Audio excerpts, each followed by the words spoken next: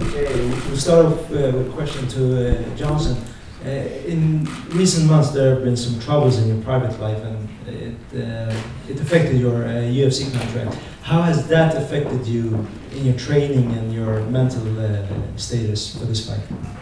It didn't. Well, it affected me, but it made me focus more on what I need to do with myself as a person and as a fighter. Now I'm more focused than ever in my training and in my, my life. So, my eyes are looking straight ahead. You know what I mean? I'm not worried about what's going on to my left. I'm not worried about what's going on to my right. It just made me focus more. So, a focused man is a dangerous man. And on the episode on MMA Hour, you said that you cried when you got the fight against Alexander Gustafsson. Is that true? Don't tell me.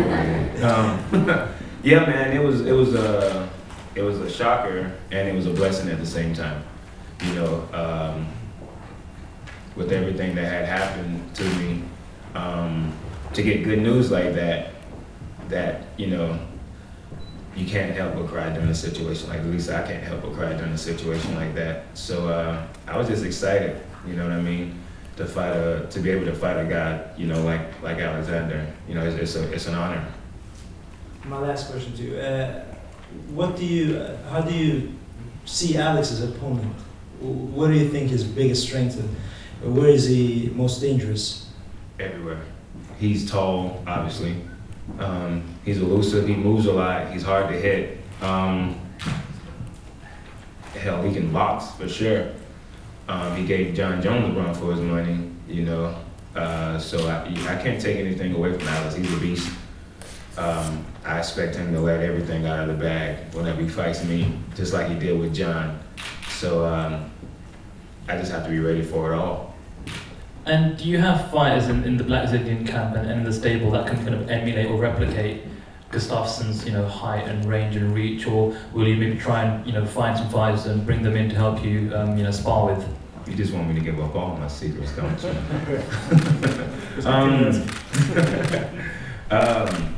It's hard to have somebody that can move like him. He has a unique style that you don't see often in MMA. I think the closest guy that I've ever seen move like him, Alexander, is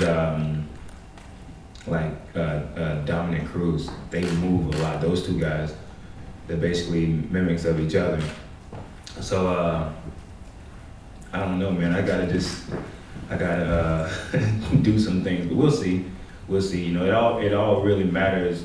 January 24th, what happens? You know what I mean? It doesn't matter who I bring in. It doesn't matter what I think I can do. What matters is January 24th. You know what I mean? So we'll see then if I did my homework. So do you plan to bring on any Finnish friends for the training camp? Absolutely. I've been talking to Ventinen, and he'll probably come out for a couple of weeks or two. So let's see what happens. Thank you. Thank you. Is it okay to ask a question in Swedish? Or? Alexander, jul kommer ju emellan idag och fighten. Och det handlar ju för många svenskar om att äta väldigt mycket och sådär. Hur blir det en sån här jul när den här matchen är någorlunda nära? Kan du äta vad du vill och sådär, eller gör du något speciellt? Jag kommer nog förmodligen äta lite grann. Gå hem med nära och kära. Och käka ändå helt okej. Jag kommer kanske träna 1 eller 2 pass under jul. Och sen ha lite kvalitetstid med familjen. Men äta är inga problem. Det är ändå en månad kvar till fighten. So the question was about Christmas and the tradition we have of a lot of Christmas food. And we can all rest assured that Alex will eat this Christmas and spend a lot of time with his family. And there's been a lot of talks about the time. Do you know when the main card would start? Because usually on Fox it starts about 2 o'clock at night in Sweden. Okay, so we've been working hard with the arena and with our broadcast partners to make sure that we can get this access to as many people as possible. So we're going to open the doors to the arena at 9 o'clock. The first prelim will start at 11 o'clock, all Swedish time. So I know sometimes I get confused trying to work out the time zones and clocks going back and forward and whatever. So doors will open at 9 o'clock, prelims at 11, and then the main card will start at 2. We've also been working very, very hard with MTR, the subway and transport people, and they have confirmed that the trains will be running, so there will be easy access for everybody to and from the arena. So no problems getting here, no problems getting away. It's a bit like a late night out on a Saturday. You know, I've gone out at 11 o'clock at night. I'm sure you go out at 11 o'clock at night. And that's what it'll be like in the arena. It'll be a great night out. We have all the bars, all the restaurants will be open.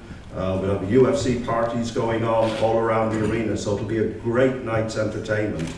And then we'll top it off with these two guys stepping into the octagon outside in front of 30,000 people. Gus is not very, he's not afraid of not filling up the arena. Are you afraid? Absolutely not. We wouldn't have come here if we didn't know that the Swedish people are going to get behind this fight.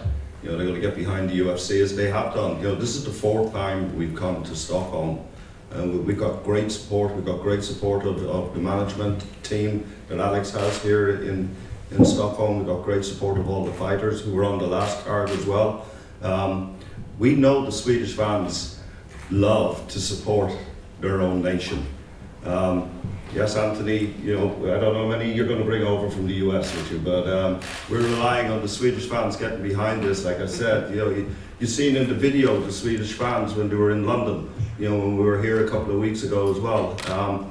They will fill this arena and make some noise. I've been to some great football matches around the world as well and watched the Swedish fans and the colour and it's just a hype and a party that the atmosphere that will be. So we have no doubt that they'll go on sale, tickets on Friday, and they'll sell out fast. So get in there early, don't wait around. Ideal Christmas present. Will we see any more Swedish fighters on the main card? We're just working through a couple of things at this moment. I can't confirm who, what, or where they're from. We're just working through a number of different options that we want to make up. You know, that's what we have Joe and Sean Shelby doing. They do a great job at that. So they're working hard. But you know, it's an international event, as I said already. We've got 9 different nationalities coming in from all over the world.